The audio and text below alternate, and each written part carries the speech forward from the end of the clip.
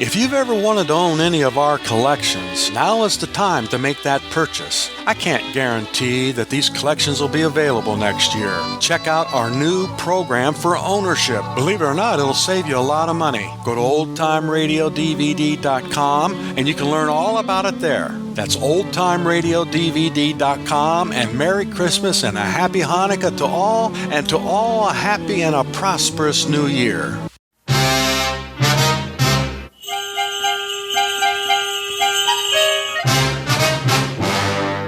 This is the season. My name is Wednesday. My partner is Frank Jones. The chief is Captain Kellogg. December the 24th, Christmas Eve. They brought in a guy named Grudge. When I heard what they booked him on, my blood ran cold. It was a 409-6325-096704. Not believing in Santa Claus. Give the gift that gives on giving. Go to oldtimeradiodvd.com. A Christmas Carol by Charles Dickens. Read for you by Jim Dale.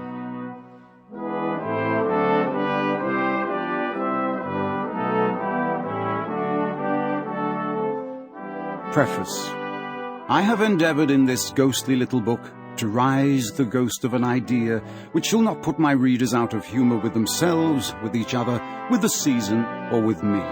May it haunt their house pleasantly, and no one wish to lay it. Their faithful friend and servant, C.D. December 1843.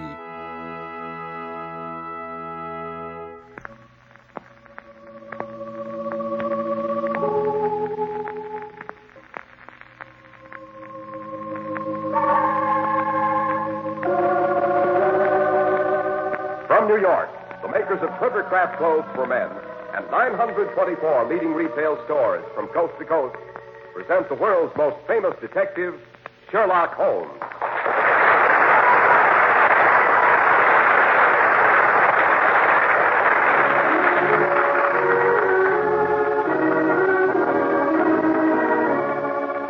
Our stories are based upon the character of Sherlock Holmes, created by Sir Arthur Conan Doyle. Sherlock Holmes is portrayed by John Stanley, Dr. Watson by Alfred Shirley, and the dramatizations are by Edith Meiser. Well, here we are about to enter Dr. Watson's familiar study. Hello, what's this? We find the good doctor hanging up his Christmas holly. Not forgetting a sprig of mistletoe, Mr. Harris. Hope springs eternal, as they say. But here, help me down from this chair. My old legs aren't as agile as they were in the days when I followed Holmes through the dungeons and up the tower stairs of old Pendragon Castle. Here we are. Oh, thanks. That sounds suspiciously like the beginning of a Sherlock Holmes yarn, Dr. Watson. It is, Mr. Harris, it is. Holmes always called it the adventure of the Christmas bride. It concerns a ghostly lady in white who was supposed to have disappeared centuries ago. The honor of a noble family and a certain Father Christmas who suddenly sang bass. And now, while I fix us both a Yuletide toddy, suppose you tell our friends and listeners about a gift every man in our audience would welcome from Father Christmas, or as you Americans call him, Santa Claus. With pleasure, Dr. Watson. And not only from Santa Claus. A thrifty man can give himself a worthwhile gift anytime if he insists on Clippercraft. For Clippercraft clothes keep on giving for a long, long time. First of all, you've never seen such truly fine clothes at such really low prices. That means you pocket the savings. That's the first gift to yourself. And they also give you superb styling, perfect fit, and long wear. Clippercraft clothes give you so very much because of the unique Clippercraft plan, concentrating the buying power of 924 of the nation's leading stores from coast to coast. That means tremendous savings in manufacturing and distribution costs. And yours are the savings this brilliant plan makes possible. Clippercraft suits are only $40 and $45. Clippercraft topcoats and overcoats only $40, and sport jackets only $26.50. Clippercraft values are so amazing, we urge you to compare them with clothes selling for many dollars more.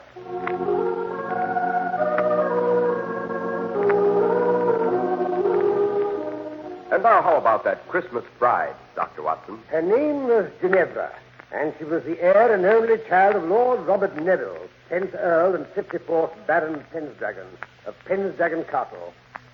Yes, I shall never forget my first glimpse of that ancient and somewhat forbidding edifice. The walls gray and bleak, without their summer covering of ivy.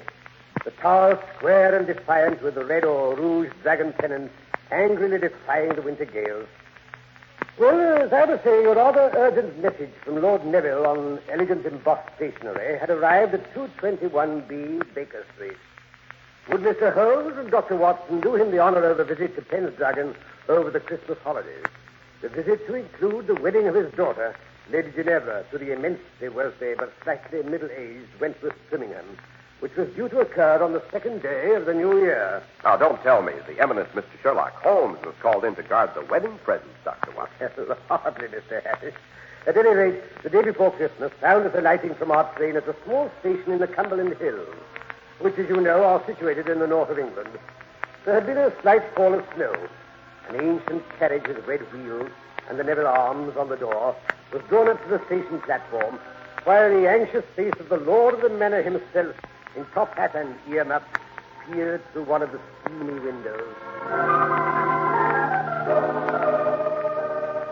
Mr. Holmes and Dr. Watson. That's right. This way, gentlemen. His lordship's expecting you in carriage. Quite a fall of snow you've had here. Aye, sir. More are coming. By rights, he should have brought the sleigh. Only his lordship loaned it to the vicar for tomorrow night. Vicar always pays far to Christmas if they all on Christmas Eve, man knows. Mr. Holmes and Dr. Watson, sir. Good afternoon, gentlemen. Good afternoon. I'll hop in before you freeze to death. Thank you. Are you here, Mr. Holmes? Your friend opposite. And now then, Dennis, back to Pendragon as fast as you can. Aye, my lord. Mr. Holmes, you are doubtless curious as to why I've invited you and Dr. Watson to share our Yuletide celebrations at Pendragon. To be quite honest, Lord Neville, I didn't think it was entirely for the pleasure of our society, although Watson is quite an asset when it comes to carol singing. Oh? Tenor? Certainly not. Baritone. Oh, that's good. The vicar who leads the Christmas singing is rather proud of his tenor voice, and I may say he's not too fond of competition. No? First, Mr. Holmes, I have invited you to Pendragon to make sure that nothing occurs to prevent the marriage of my daughter to Mr. Wentworth Trimmingham. Why is that marriage so imperative, Lord Neville? To be brutally frank, Mr. Holmes, the Neville estates are mortgaged up to the ears. If the marriage does not go through on the 2nd of next month, I shall be bankrupt, totally bankrupt. I see. Has anything occurred, Lord Neville, to make you fear that this marriage may not take place? Well, no, that is nothing definite. Perhaps Lady Ginevra hasn't been able to hide her distaste for the match. Oh, no, nothing like that. Well, I wouldn't say it was a passionate attachment on either side, but they liked the same things. She laughed at all his jokes. What better foundation could one ask for a marriage, Watson? Well, that's what I should have said. Well, everything was as smooth as silk until the Dowager Duchess of Turf gave the engagement dinner last month. It was at her suggestion that I sent you the invitation to Pendragon. She's been decidedly edgy ever since Percy returned in the midst of the betrothal dinner 2 weeks ago. Percy? Yes, Percy is my cousin, although he's only 7 years older than Ginevra. He's our next of kin. As a matter of fact, he's an orphan and lived with us at Pendragon until he went off to Canada to seek his fortune 2 years ago. If anything should happen to your daughter before she produced an heir, would Percy Neville inherit? Yes, Dr. Watson. Both the title and the estate. Percy Neville's return was unexpected, I gather. It was. Unexpected and melodramatic, to say the least. The betrothal dinner was being held in the great hall of Pendragon Castle. My daughter had just risen to return the bridegroom's toast. As she lifted her glass, a casement window was thrown violently open, and Percy walked in out of the night. And now I should like to make a toast to my future bridegroom. Percy! Good heavens, Percy, is it really you? I'm sorry to make such an abrupt entrance, Lady Percy, but I came as soon as I received news of the engagement. Percy, why didn't you let us know you were coming? Let you know. Let you know when you never bothered to answer my letters. But, Percy, we never received any letters. We thought you'd forgotten us. I had forgotten. As if that would have mattered. Percy, that's not true. You know how fond we are of you. How touching. Percy, this is Wentworth. Wentworth Trimmingham, my future bridegroom. Oh, this is the little man they've sold you to. Stop that. Stop it at once. I'm very fond of Wentworth. Are you, my dear Ginevra? Percy, why do you look at me like that? To think you should so soon forget our family motto. Ne bile velis. The name Neville means that, you know. Ne bile velis.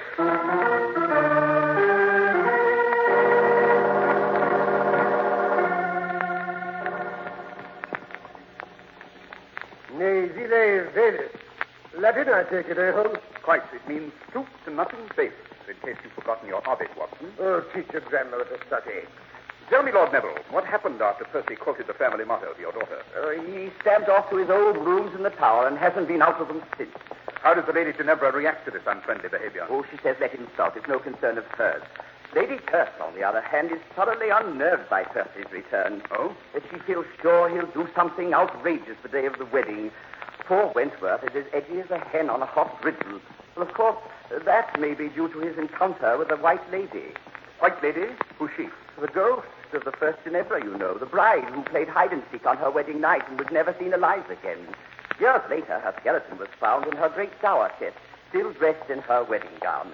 She'd hidden in there, and somehow the hasp must have fallen down, and she was locked in and smothered to death. Seems to me I remember a rather famous poem on the subject. Oh, yes. So all the Ginevras in the Neville family have been named after her. She's supposed to walk through the halls of the castle whenever a misfortune is due to occur. Oh, cheerful damsel, eh, Holmes? When and how did Wentworth Trimmingham meet the lady? Well, Mr. Holmes, it seems it's his habit to knock on my daughter's door on his way to bed to wish her good night. Last night, the wind was rather high, and he couldn't seem to make my daughter hear. Suddenly, he heard a strange creaking noise down the corridor behind him. Looking round, he saw the lid of the dower chest rise slowly.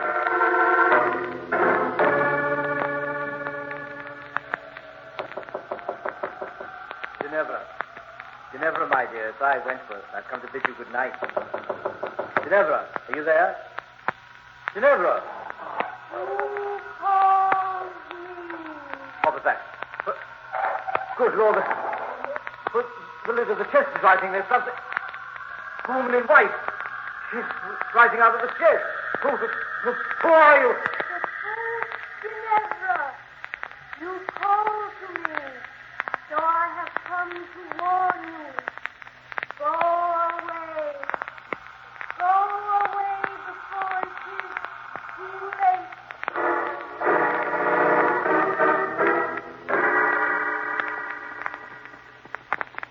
Then what happened, Lord Neville? Nothing, Mr. Holmes. Apparently, the white figure glided past my daughter's fiancé and disappeared up the tower stairs.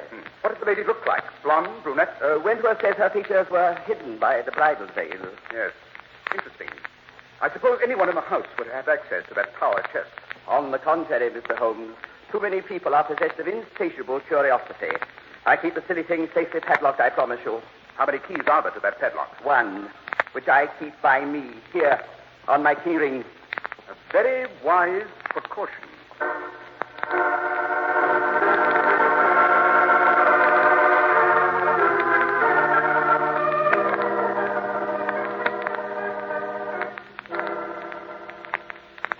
I say, Holmes, your bed is even larger than the one in my room. The butler tells me Queen Victoria slept there when she paid a visit in 1846. Don't look so superior, Watson. Queen Elizabeth, I'm told, slept here quite a few years before that. Come in. Oh, Lady Perth, beautiful and charming as ever. Stop and nonsense. Glad to see you, both of you. Something's going on here. Don't like it. What sort of something are you referring to, Lady Perth? Don't know. If I did, shouldn't have sent for you. Ginevra looks as if butter wouldn't melt in her mouth. Bad sign. Percy looks like a thunder cloud. That's worse. I thought Percy had locked himself in his rooms and refused to see anyone. I'd like to see anyone refuse to see me. Oh, but I'm Gavin. You'll want to view the premises. Yes.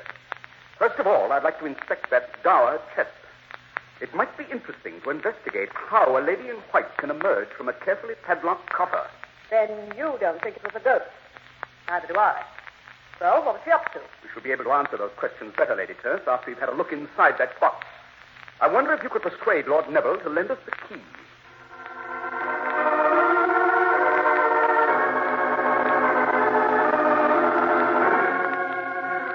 Here's the key, Mr. Holmes.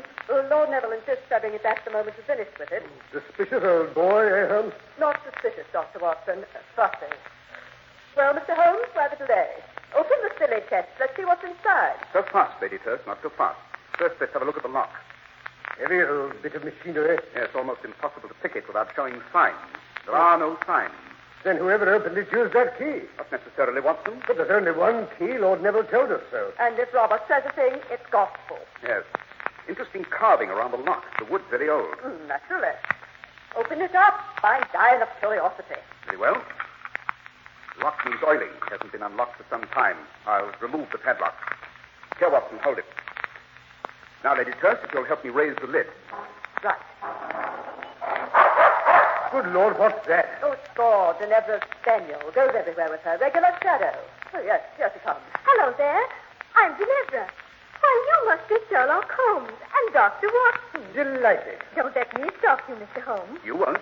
Father told me what you're up to. I'm dying to see what's in the chest, too. Go ahead, open it up. Down, sword, down, boy. You see, it's a biggish box, isn't it? Yes, a woman could easily hide in there. Something white and satin lying on the bottom. Wonderful. It must be her wedding dress. I've always heard it was still in there. Remarkable to find it in such good condition after all these years. The remarkable thing about it, Lady Ginevra, is this dust and dirt on the hem. Watson, give me an envelope. I shall want to take a sample. But that's fascinating.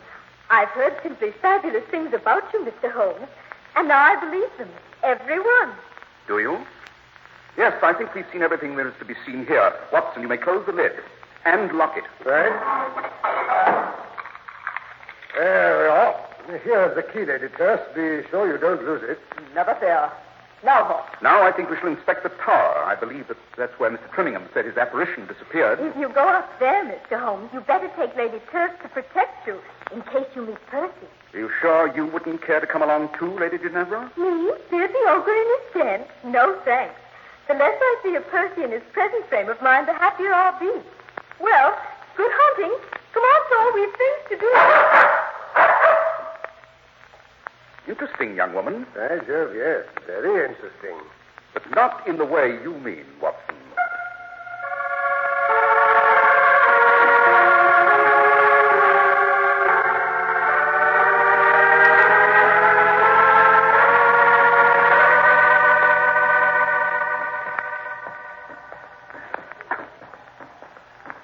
Oh, these stone steps.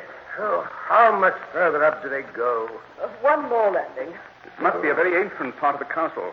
Notice this slit in the tower wall, built for crossbows. Makes the whole place uncommonly drafty, if you ask me. Here we are. This is the door to Percy's room. The Eagle's Eyrie, Watson. Could be a vulture. Watch yourself, Holmes. Go away. Percy! It's me! Let me in at once. It's no good, Lady Turse. I told you I want... Oh, company. Good heavens, Percy, look at this room. You could at least let one of the maids in to tidy up. Clothes and books all over the floor, and ashes strewn everywhere. But the very best ashes from some rather fine Havana cigars, if I'm not much mistaken. Uh-huh. So this is Mr. Sherlock Holmes and his famous deduction. They told me you were coming. They? Who's they? I understood you let no one in here, not even the maid. You've overlooked Lady Turse. Try to keep her out of anything. I didn't mention Mr. Holmes, Percy. Or did I? Don't look so suspicious, Lady Turse. I've decided to be a good boy. I've even decided to come downstairs tonight and join in the Christmas Eve festivities. Percy, that spleen in your eye. I've known you too long. You're up to something.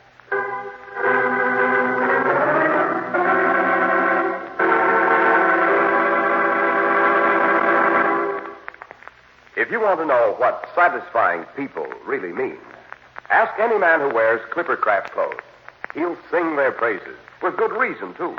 For values like Clippercraft amaze even clothing experts. Until you see Clippercraft clothes and try them on, you won't believe such really superb suits are possible at only $40 and $45. And such rich, long-wearing top coats and overcoats at only $40. Such very smart sport jackets at only $26.50.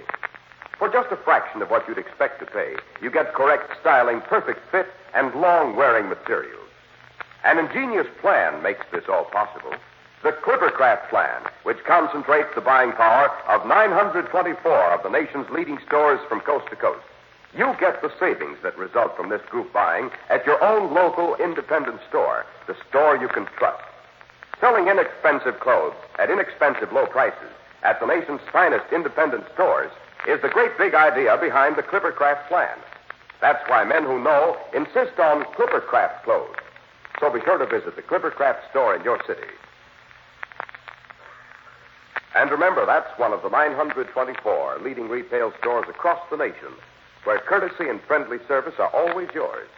The store that is proud to add its fine name to that of Clippercraft Clothes in the label of your suit, top coat, and overcoat. And remember also, not every pattern is always available in your size, but keep on trying. It will pay you to wait for Clippercraft Clothes.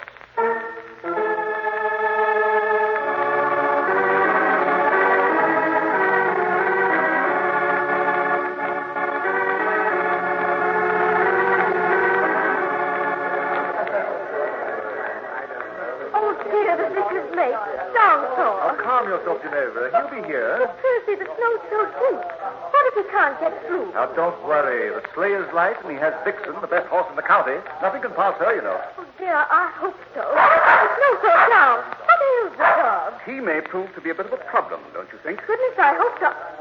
Oh, Mr. Holmes, I didn't see you behind that chair. An ancient wing chair often provides a good listening post, my dear. Now, look here, you meddling busybody. Percy, please, you promised. Suppose you allow me to solve the problem of the dog, Lady Ginevra. Would you? I mean, listen, sleigh bells. The vicar's driving up. He's here. Father Christmas has arrived. Open the door, Paddleford. Now then, everyone. Good King Wenceslas looked down on the feast of Stephen when the snow lay round above. I've never been so cold. My right ear's half frozen. Come along, Father Christmas. First, we'll take you into the dining room. You can have a hot toddy while you get out of your wrap. Good idea. Good idea. Better disguise your voice, sir, or all the children will guess who you are. That's a good idea, too. Gather round all. Bring in the Yule log. Father Christmas will be with you in a moment to give out the presents to all the good boys and girls. How's that? Vicar, you're wonderful. Now go along. Take good care of him, Percy. Never fear, my dear. Mr. Holmes, they're bringing in the Yule log. Come and have me set fire to it. Oh, look, Dr. Watson has caught Lady Curse under the mistletoe. I declare I never had such a Christmas. Oh, come along, Ginevra. They're ready for you to light the fire. Oh, dear, where did I put the matches? Allow me, Lady Ginevra. Oh, thank you, Dr. Watson. I say, Holmes, how she burns, eh? Oh, lovely. I do like to toast my feet in front of a Yule log. I beg your pardon, Lady Ginevra. Haven't you raised your skirts a bit too high? Oh, my goodness. I forgot. Oh, Ginevra, my dear. Your fiancé is making quite an ass of himself. Who runs into the library every other minute to see no one's lifted one of the wedding presents. All that silver and your present, Lady Turf, the diamond tiara. I'll admit that tiara is a temptation. You shouldn't have given it to me, Lady Turf. It's wonderful. Oh, not at all. A confounded nuisance. Given me a headache for years. Glad to be rid of it. Here comes Father Christmas. Gather around the punch bowl, everyone, and we'll have a drink also before we give out the presents. That's the secret. Stay there, but Father Christmas, I mean. Start us off on a carol. Can't drink your eggnog without a song. Right you are, fair lady. God bless you, merry gentlemen, when nothing you dismay. Remember that the day was born on Christmas Day. Jolly, eh, Holmes? Nothing like a good old-fashioned English Christmas. Think out of Dickens, don't you know? Oh, tidings of comfort and joy, comfort and joy. Oh, tidings of comfort and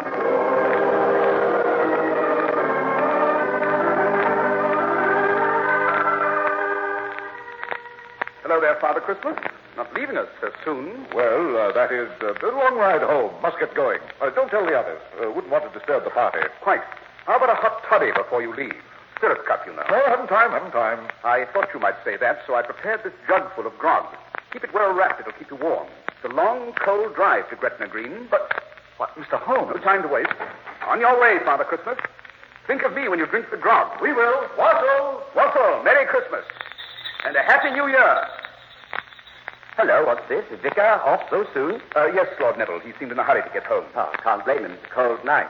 Let us get inside before we freeze to death. Good idea. Oh, I say they're ready to start the dancing. Wentworth's trying to find Ginevra so they can lead the dancer. Who's calling? Good heavens, what's that?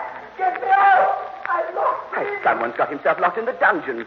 This way. The entrance is through the dining room. I was hoping for more of a head start. What's that? Nothing at all. This is the door to the dungeon. Let me out!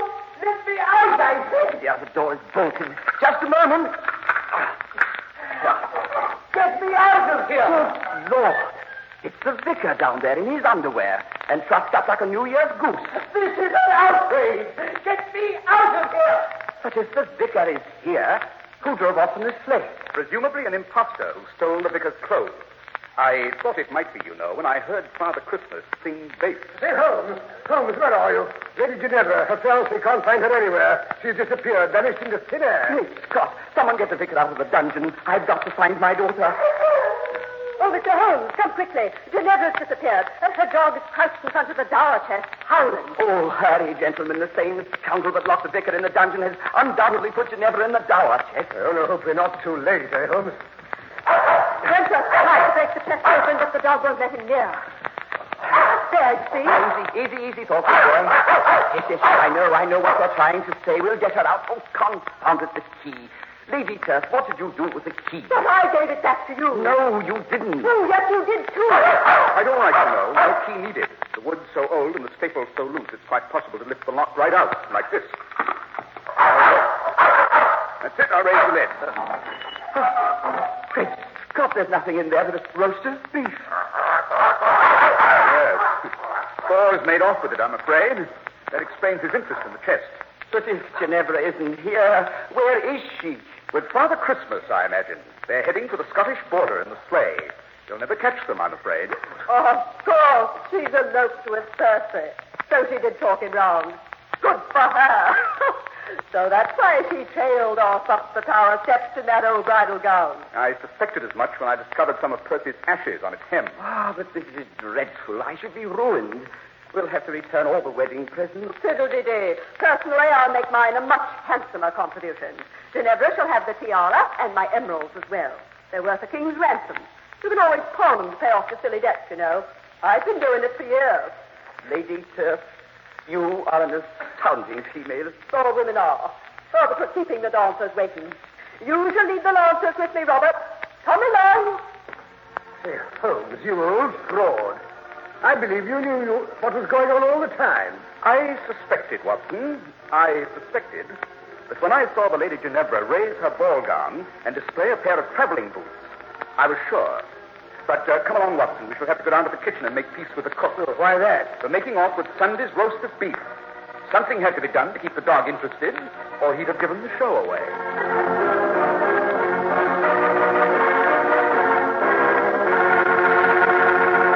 Well, that certainly was a Christmas story with all the trimmings, Dr. Watson. Glad you liked it, Mr. Harris. And now, while I fill up our glasses, so we can drink a Christmas toast to our listeners and our sponsors. Nothing would give me greater pleasure, Dr. Watson. Here's your glass, Mr. Harris. Thank you. And here's to our radio friends, young and old. Merry, Merry Christmas and happiness, prosperity and peace in the new year. Indeed, Dr. Watson, and warm greetings to all the makers of Clippercraft clothes. And now, Dr. Watson, how about just a small hint about next week's story? Next week, I think I should tell you how Holmes and I spent New Year's Eve off the Scilly Isles. New Year's Eve off the Scilly Isles? That sounds amusing, Doctor. Hair-raising is the word, Mr. Harris. We were aboard the luxury liner Gigantic, expecting that any minute she would burst into flames. There's nothing more terrifying, than a fire at sea.